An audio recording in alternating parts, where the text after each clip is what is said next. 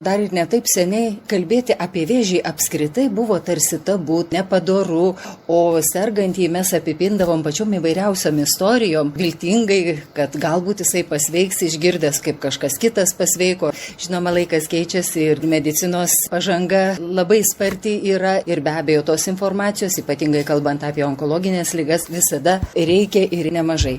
Taigi šiandieną mes kalbėsim apie vieną iš pavojingiausių onkologinių ligų, tai yra plaučių vėžį ir maloniai pristatau pašnekovą, tai Vilniaus universiteto ligoninės Santaros klinikų pulmonologijos ir alergologijos centro vadovas profesorius Edvardas Danila. Labą dieną. Paminėjau, kad viena iš pavojingiausių ir dar pridėčiau turbūt klastingiausių ligų, tai yra plaučių vėžys. Kodėl? Išskaidysiu atsakymą į jūsų klausimą į du, nes jame kaip ir dvi. Tai yra pavojingiausias ir klastingiausias. Pavojingiausias iš tikrųjų yra tai, kad žmonių miršta nuo plaučių vėžių tiek pat, kiek turbūt dėl kitų dažniausių onkologinių ligų kartu paėmus. Tai yra viena iš labiausiai mirtį nešančių onkologinių ligų, o klastingiausias todėl, kad jį labai sunku aptikti ankstyvose stadijose. Ir tuomet, kai jis aptinkamas daugeliu žmonių, dėja jis jau būna vėlyvoje stadijoje. Išaiškinkit, kodėl jis taip vėlai yra nustatomas. Norėčiau papasakoti pradžių apie plaučių ir bronchų sandarą. Tai jeigu įsivaizduoti, kad plaučius kaip medį, tai kamienas būtų trachėja, toliau šakos bronchai, o lapai pats plaučių audinys. Tai dažniausiai plaučių vėžys atsiranda bronche, nedideliam bronche, ne trachėjoje, arba trupučiuką rečiau plaučių audinyje, tai va toj šakoj. Kas yra labai svarbu atkreipti dėmesį, kad plaučiuose nėra jokių skausmo receptorių. Tai yra žmogus, kada nepajunta jokio skausmo, kuomet pradeda rastis vėžys plaučių audinyje. Bet jeigu jis gimsta, auga, formuojasi vėžys bronche, dažniausiai lydimas yra kosulio. Bet vėl bėda yra ta, kad kosulį žmonės dažnai ignoruoja, ypač rūkantis asmenys. Nes jiems kosėti yra įprasta, viena vertus jie žino, kad rūkau kosulys, tai ir tą nekreipi dėmesio. Kai kuriais kitais atvejais jis tampa tiek įprastas, kad net užsimiršta, kad kosi. Ir jeigu tikslingai žmogaus nepaklausi, ar tikrai jums nėra kosulio rytais, dažniausiai jie net nepamini savo šeimos gydytojui, atėję dėl kokios nors priežasties. Kai gydytojas paklausė, o kas dar blogai, negerai, tai tą klausimą dažniausiai jie nepasako, kad daktarė, aš kosiu lėtiškai.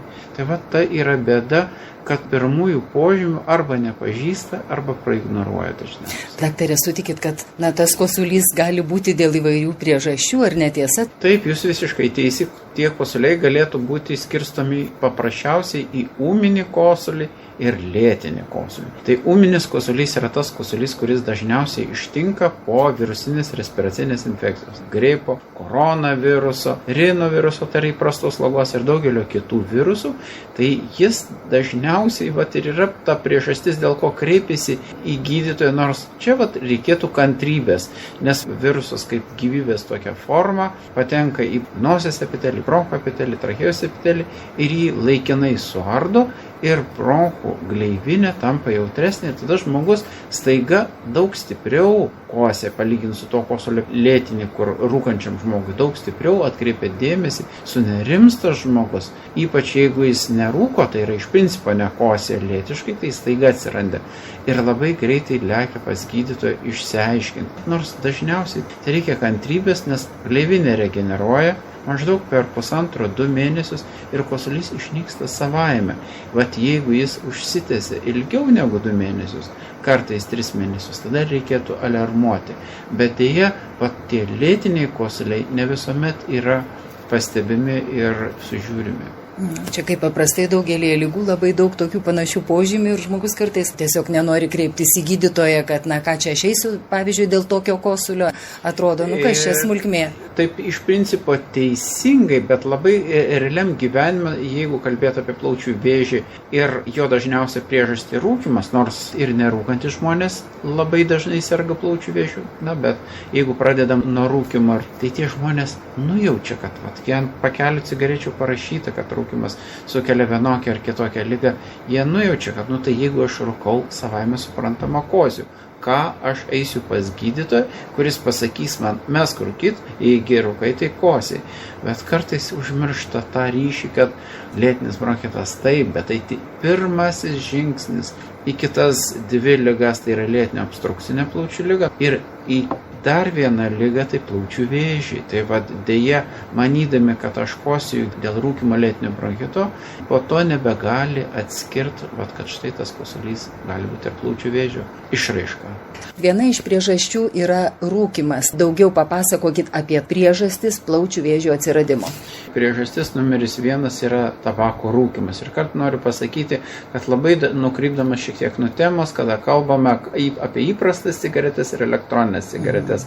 Iš tikrųjų, elektroninės cigaretės yra žalingos, pakankamai įrodančių tyrimų yra, kad sukelia struktūrinius ir net genetinius pokyčius bronchų gleivinėje ir sukelia problemų ir ateityje dar daugiau problemų suras, o mano kaip gydytojų požiūrių tai yra dar didesnė žala, nes tai tampa madinga, nėra to, pavadinkim, dažniausiai nemalonaus kvapo, tai tampa, kaip ir nebe bėda, nebe jau kitos klasės atseit žmogus jaučiasi. Ir kas dar yra blogai, kad dažniausiai nesudirgina taip žmogui stipriai tos elektroninės ir kaitinamosios ir jis nekosiai, dar signalų pačioj pradžioj būna mažiau. Tai jeigu grįžtame apie rūkymą, tai dažniausiai yra laikas žmogui apsigalvoti. Plaučių vėžys, išskyrus vieną iš retesnių trupučiuką formų, kuri labai greita, dažniausiai vėžys atsiranda palaipsniui. Tai yra nuo genetinių pokyčių ląstelėje, po to atsiranda pačių ląstelių pokyčių, jos transformuojasi, tada virsta į vėžio ląstelės, tada vietiškai auga. Tas laiko tarpas trunka įprastų atveju net kelis metus. Ir beveik visi tie etapai, apie kuriuos kalbėjau, yra grįžtami. Netgi prie vėžinio, vadinama preneoplazinė būklė, gali būti visiškai grįžtama, jeigu žmogus mes rūkyti. Kosulys dar signalas, dar to gali būti ir vėžio nebūti, arba gali būti mažučiai struktūriniai pokyčiai, kurie potencialiai grįžtami. Kitais rizikos veiksniais yra įvairios profesinės dulkės. Laimei Lietuvoje nėra jau tokios galingos pramonės ir žmonės prižiūrimi yra ir darbdavių, ir mūsų įvairių institucijų. Tai gal per daug aš apie tai nekalbėsiu, bet asbestas, silicis, ten ir kitos medžiagos, sunkiai metalai turi reikšmę. Bet pakalbėkim trupučiuką apie nerūkančių žmonių. Vis dėlto dalis vėžio yra nulemta tų mutacijų, tai yra tų pakitimų genetiniam lygmenį, kurie vyksta savaime.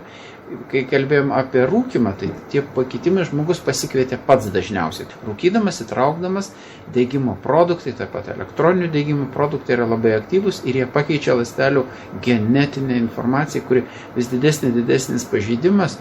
Ir tada genetiškai ląstelė pasikeičia ir tampa ilgainiui vėžinė. Kartais organizme tai vyksta savaime tie dalykai, tai yra atsiranda tie vadinami genai vedliai tose ląstelėse, kurie tą vėžį skatina atsirasti be kažkokio kito išorinio veiksnio, nebūtinai rūkančių.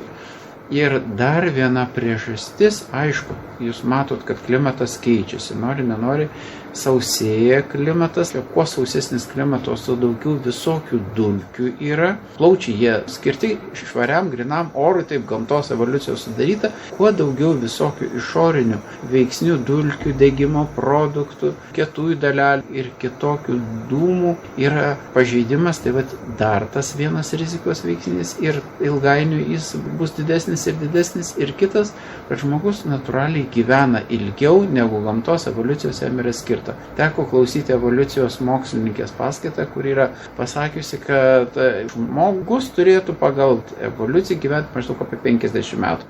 Taip kaip gyvūnai, jie susilaukia palikonių, juos paaugina tiek, dar viena kita karta, ir jis savo tą ciklą lyg ir turėtų pabaigti. Bet žmogus dėl to, kad atsirado įvairios priežastys, gyvena daug ilgiau negu turėtų gyventi, o genetiškai tie pokyčiai nevyksta taip greitai, neprisitaiko. Žmogus gyvena trupučiukai ilgiau ir trumpėja genų dalis, telomerais jie vadinasi, kurie lemia tą atsistatymą. Ir kuo blogesnis atsistatymas, tuo reiškia tų genetinių pokyčių mutacijų yra daugiau. Tai vienaip ar kitaip, tas plaučių vėžys randasi dėl įvairių priežasčių, nebūtinai, kaip anksčiau manyta, grinai tiesiogiai dėl rūkymo ir yra pastebėtos tendencijos, kad kad rūkančių žmonių dalis iš plaučių vėžių sergančių asmenų vis mažėja ir mažėja ir mažėja. Ir jeigu anksčiau sudarydavo turbūt liūto dalį 90%, tai tendencijos rodo, kad jau artimiausiais metais gal tik sudarys 60% ir artės beveik lygiai 1:1. Kokio amžiaus maždaug gali pasireikšti plaučių vėžys ir ar plaučių vėžiu apskritai gali sirgti vaikai?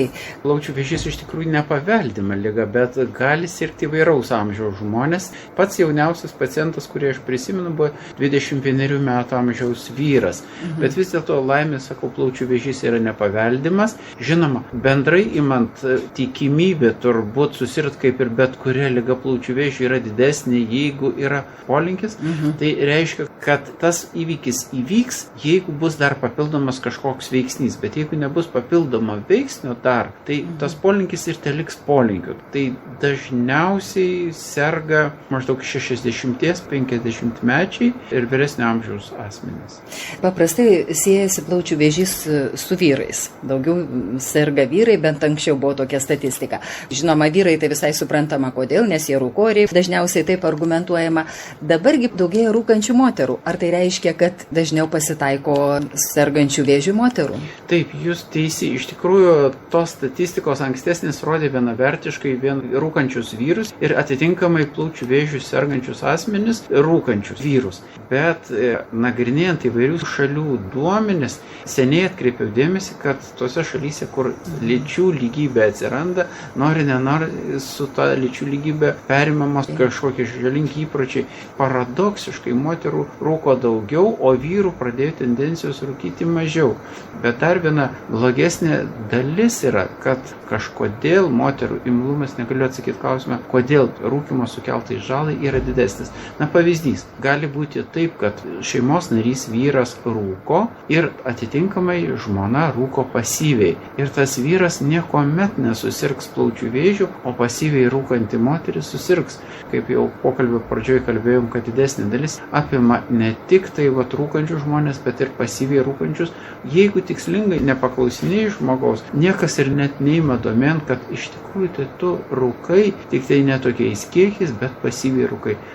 O kokia yra diagnostika, kaip yra diagnozuojamas plaučių vėžys? Kai jau įtari, tai diagnozuoti yra labai lengva. Sudėtingesnė yra dalis įtarti tą vėžį ir laiku ateiti. Jeigu tik tai šeimos gydytojas įtaria plaučių vėžį, vis tiek dažniausiai žmogus kreipiasi į savo šeimos gydytoją. Deja, dažniausiai žmogus kreipiasi ne dėl kosulio, išskyrus nerūkančias moteris. Nerūkantis moteris, kurioms atsiranda kosulys, jom neįprasta, jos kreipiasi dėl to. Ir dėl to dažniausiai aptinkamas ankstyvesnėse stadijose vėžys tiek ir nerūkantiem vyram žinoma, ir baigtis yra geresnė palyginti, nes anksčiau aptinkama ir nėra gretutinių ligų, kurios sukelia rūkymas. Tai jeigu taip atsitinka, kad žmogus patenka pas šeimos gydytoją ir šeimos gydytojas pagalvoja apie plaučių vėžį, tai pirmas veiksmas yra krūtinės ląstos rentgenograma. Iš rūkančių žmonių dažniausiai būna tokia priežastis, dėl ko pradeda alarmuoti, kad kraujo atsiranda seilėse, skrepliuose kraujo gyslutės, ar net grynas kraujas pradeda skaudėti šoną. Na, jau kai vėžys auga, jis pradeda liesti plaučio apvalkalėlį, tada atsiranda skausmas. Jeigu yra skausmas šone, tai jau kaip taisyklė signalizuoja, kad jis pakankamai didelis užaugo, kad liestų pleurus apvalkalėlį.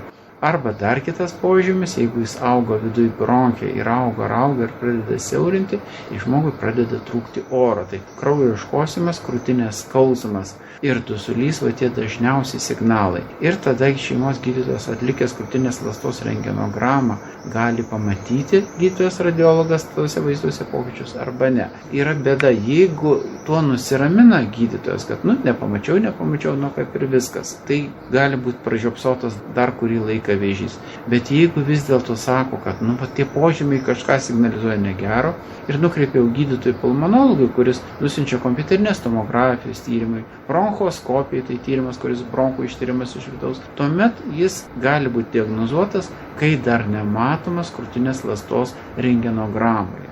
Vėliau atliekama biopsija, patikslinama forma vėliau daromi papildomi tyrimai, pažiūrėti, kiek jis išplitęs po visą organizmą, tai yra tokie tyrimai, kai galvos smegenų magnetinio rezonanso tyrimas, nes plaučių vėžys dažniausiai mėgsta labai metastazuoti galvos smegenis, pozitrono emisijos kompiuterinė tomografija, jinai apžiūri visą organizmą išskyrus galvos smegenis, nelabai tinkamas tas metodas galvos smegenim, dėl to galvos smegenų MRT daroma, tada pamatoma, yra metastazių kauluose, yra metastazių kitose organuose. Ir jeigu nėra, tai tada dar galima santykinai ankstyva stadija, kitais atvejais vėlyva. Ir priklausom nuo to, kokia yra stadija, jau skiriamas specifinis gydymas, pradedant ankstyvosios stadijose nuo galimybės chirurginio gydymo, spindulinio radikalaus gydymo arba vėlesnėse stadijose, kartais kompleksinio gydymo, bet jau vėlesnėse stadijose pasveikimo, išgydymo visiško tikimybė yra labai nedidelė, todėl tokiais užleistų vėžio atvejais skiriamas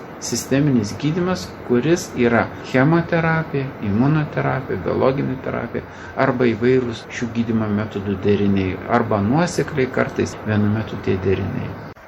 Gerbiamas profesoriau, norėčiau pateikti Jums dabar porą klausimų, iš kurių pirmasis toks daugiau filosofinis, tai yra intuicijos fenomenas. Ar gali žmogus nujausti kažką negero, nors tyrimų rezultatai, tarkim, jam yra visai neblogi? Ir antrasis klausimas, kokia būtų plaučių vėžio ankstyvųjų atrankos programų svarba? Deja, dar Lietuvos ji nepasiekė. Iš tikrųjų, gali būti, kad žmogus turi nuojautų. Vienaip ar kitaip kažkas signalizuoja organizmą. Nesakau, kad nėra žmonių, kurie, pavadinkim, jautruoliais. To žmonės, kurie savo organizmą bet kokį signalą žiūri hipertrofuotą ir labai jautriai ir tuoj pat lekia pas gydytojus. Taip tokių yra, be abejonės žmonių, bet yra žmonių, kurių pagauna tą, pavadinkim, signalą. Viskas yra nervų sistema, viskas nervinių galūnėlių apraizgytas visas mūsų organizmas. Ir vienaip ar kitaip tie impulsai kažkokie yra. Tai jeigu žmogus kreipiasi, gal daugeliu atveju reikėtų sutikti tą daryti tyrimą. Bet jeigu einant prie to realesnio gyvenimo, tai kai kuriuose šalyse, Jungtinėse Amerikos valstijose, tai yra jau maždaug apie 10 metų vykdomas, jeigu kalbam apie plaučių vėžį, tai ankstyvos atrankos programos. Tai yra žmonėms, kuriems yra tikimybė sirgti plaučių vėžių, tiesiog net be jokių nusiskundimų reguliariai daroma mažų dozių kompiuterinės tomografijos tyrimas.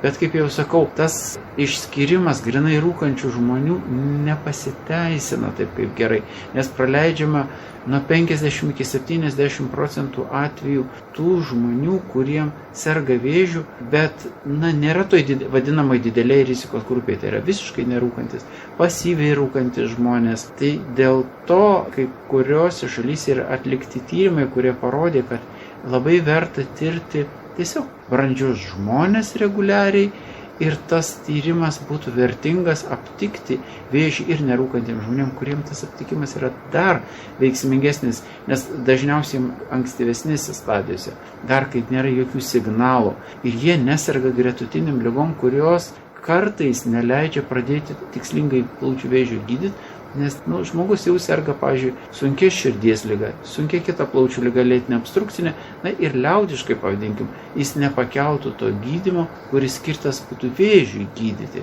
Iki šiol Lietuvoje nebuvo tokios programos.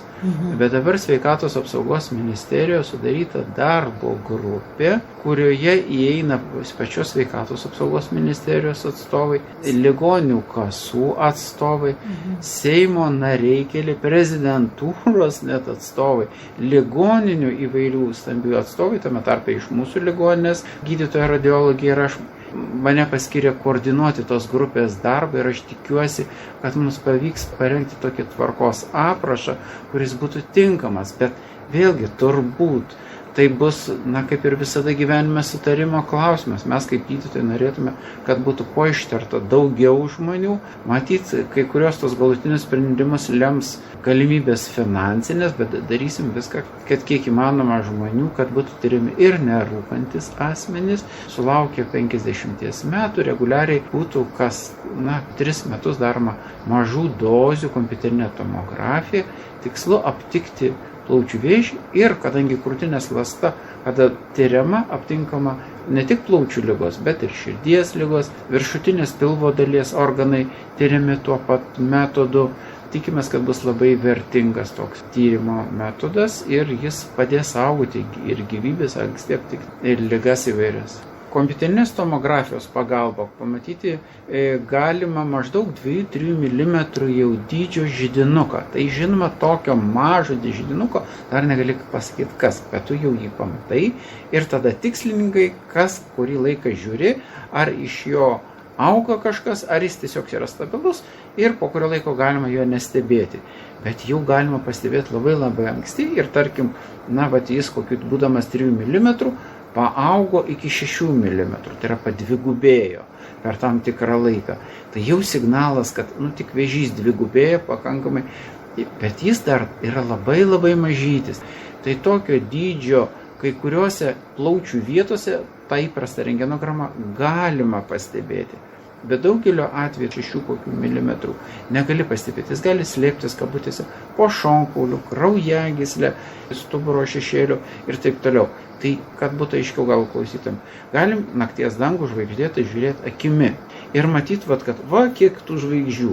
O galime žiūrėti per teleskopą ir tada pamatysit, kad visiškai kitas pasaulis. Tai taip pat krūtinės ląstos rentgenograma, tai akimi ir kompiuterinė tomograma, tai teleskopu žiūrėti į dangų. Kartais bijoma tos apšvitos, tai kada mes kalbam apie mažų dozių kompiuterinės tomografiją, pats žodis, girdite pavadinimas, yra mažų dozių. Dabartiniai kompiuteriniai tomografai ir programos, kurios leidžia vykdyti tą patį tyrimą, nes kompiuterinis tomografas gali tyrimą daryti įvairiom programom, labai didelės apšvitos, dėl to, kad reikia labai geros skiriamosios gebos, gali tokiom skrininginiam atrankos programom, kur labai nedidelė. Paskaičiavom preliminariai, kad jeigu pavyktų, kad nuo 50 metų darytume tyrimą žmonėm kartą į 3 metus iki maždaug 70 metų mažų dozių kompiuterinė tomografija, jis net nepasiektų foninės apšvitos, tai ką reiškia foninė. Tai ta apšvita, kurią gaunam iš natūralios aplinkos, kaip net skrendant lėktuvu, jinai vis tiek dar labai toli iki foninės apšvitos ir tai yra saugus metodas. Imunoterapija. Mes daugiau girdime apie imunoterapiją, kalbant apie alerginės ligas, ar ne? Taip, daugelį metų imunoterapija buvo svajonė plaučių vėžio kaip gydymo metodui, nes tabako rūkymas, jeigu kalbam vis dėlto dar kol kas apie dažniausiai, jis slopina imuninį atsaką. Taip. Ir plaučių vėžys buvo išmokęs slėptis nuo žmogaus imuninės sistemos, jis tiesiog išvengdavo jos ir galėdavo nevaldomai daugintis. Normaliai ląstelė žmogaus organizmui būdingas cikliškumas. Tai yra tam tikras skaičius, kiek ląstelė gali pasidalinti, save replikuoti, atsigaminti, ir po to ateina natūraliai miršta. Tai yra savaiminė ląstelės mirtis gaunasi. Tai vėžio ląstelė išvengia šito dalyko ir gali nesustabdomai daugintis ir imuninė sistema to nepamato ir neužslopina. Tai daugelį metų buvo tas tikrai didelė problema ir neviltis, bet prieš keletą metų įvyko tikrai labai rimtas proveržis, kai Japonijoje mokslininkai, Jungtinėje Amerikos valstijų mokslininkai, vėliau jie gavo Nobelio premiją ir teko plaučių vėžio kongrese Japonijoje būti. Ir tas pats mokslininkas, kuris dar tuo metu nebuvo gavęs Nobelio premijos, jis pasako, kaip jis pradėjo, kaip jis kūrė, kaip jo niekas netikėjo, kaip pinigų nedavė finansavimui. Ir galų gale jis atrado, kaip atidaryti imuniniai sistemai langą ir pamatyti plaučių vėžį. Tai dabar yra tokių jau imunoterapijos vaistų, kurie leidžia imuniniai sistemai pamatyti plaučių vėžį ir pulti plaučių vėžio ląsteles. Nėra tas gydymas dar kol kas stebuklingas, kad išgydytų, bet pamažu mirtina liga tampa jau lėtinė liga. Daugeliu atveju vis dar galima sakyti, kad plaučių vėžio išgydyti negalim, išskyrus labai ankstyvą pirmąją stadiją, kai kuriais atvejais antrą stadiją, bet kitais atvejais, kur buvo mirties nuosprendis, 5 metų, pavyzdžiui, išgyvenumas, vėlyvų stadijų yra keli procentai. 3, 4, 5 procentai žmonių išgyvena, dėl to ir sakau, palyginti su kitais vėžiais, tai yra labai mažas. Bet atsiradus imunoterapijai, biologiniai terapijai galima skirti derinius ir išgyvenamumas jau pradeda ilgėti gana drastiškai ir aš tikiuosi asmeniškai, kad bus ir antros kartos ta imunoterapija, kuri padarys dar kitą šuolį ir iš tikrųjų tai taps lėtinė liga. Tas pats Japonas, kuris Nobelio premiją, jis taip ir sakė, kad aš prognozuoju, kad maždaug 30 metais tai taps lėtinė liga. Kokios geros prognozės, o apskritai koks yra išgyvenamumas, jeigu nustačius pačiose pradinėse vėžio stadijose? Išskirtiniais atvejais tai gali būti jau 100%, bet jeigu imti jau visą didelę populiaciją, 5 metus tikimybė išgyventi yra apie 50%. Apie 40% yra 10 metų išgyventi tikimybė. Bet jeigu mes kalbam apie 3 ir 4 stadiją, tai jau tikimybė išgyventi 10 metų apie 0 artėja, 5 metus 3-4, bet jau laikai pradeda keistis dėl imunoterapijos. O jeigu, kaip jūs minėjote, aptinkama kompiuterinė tomografijos būdu 6 mm tas augliukas ar 3 mm, koks gydymas tada yra taikomas, operacija? Taip, tuomet operacinis gydymas, kuris šiuo atveju, jeigu tikrai vėžys tikrai tokioje stadijoje neišplitęs, tai viskas. Tai tada išgyvenamumas 100%, tai žmogus pasveikęs. Jeigu tas žmogus serga kažkokia kita liga, dar sunkia, dėl kurios negalėtų būti skiriamas chirurginis gydymas, tai tas navikas sušvitinamas yra. Yra radikalus vadinamas spindulinis gydymas, radioaktyvus peiliai ten ir taip toliau, įvairūs metodai yra spindulinio gydymo, tokia yra galimybė kaip antrojo pasirinkimo. Na, o kitais atvejais tai jau tik tai gydymas vaistais, nors kai kuriais atvejais reikia ir po radikalaus gydymo, chirurginio ar spindulinio, skirti vaistus. Na ir kalbant apie Santaros klinikas, ar visą tą, ką jūs kalbėjot, gydymą gali gauti čia mūsų Santaros klinikose? Turbūt visos stambiosios ligoninės naudoja tuos standartus, tik tai, kad mes jau griežtai darom taip, kaip turėtų būti pagal tarptautinės rekomendacijas, taip, kaip turi būti diagnozuotas, kaip turėtų būti ištiriamas vėžys per visą organizmą, tie visi turėtų būti veiksmai, kad nebūtų taip, kad nepagristų lūkesčių, kad pavyzdžiui, vėžys yra labai ankstyvas, ir atlikus vieną ar kitą veiksmą išaiškėja, kad metastazių ten ir ten nepastebėtų anksčiau yra, dėl to pavėluotas skirti jau sisteminis gydymas, tai tą darom labai taip preciziškai pas mus. Ir galų gale pas mus didelė yra ligonė, ir kada kalbam plaučių vėžį ir vyresnius žmonės, jiems yra ir gretutinių ligų, todėl toks kompleksinis požiūris visada yra vertingesnis daugiaprofiliniai ligoniniai palyginti su vieno profilio ligoninė. Na ir kokie būtų palinkėjimai klausančiam žmogui? Turbūt keli palinkėjimai.